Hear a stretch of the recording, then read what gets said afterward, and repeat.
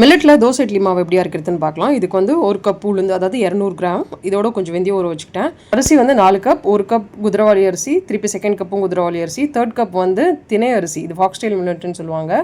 Fourth cup அரிசி பார்த்தீங்கன்னா பாதி பச்சரிசி, பாதி வந்து இட்லி அரிசி. டோட்டலாக 800 கிராம்ஸ் வந்து அரிசி.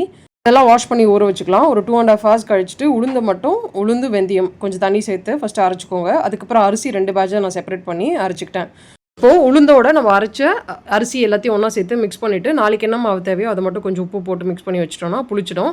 ஸோ நெக்ஸ்ட் டே நம்ம இட்லி தோசை என்னென்னமோ ஊற்றிக்கலாம். நான் வந்து கொஞ்சம் கேரட் பீட்ரூட்லாம் சேர்த்துட்டு இட்லி தான் ஊற்றினேன்.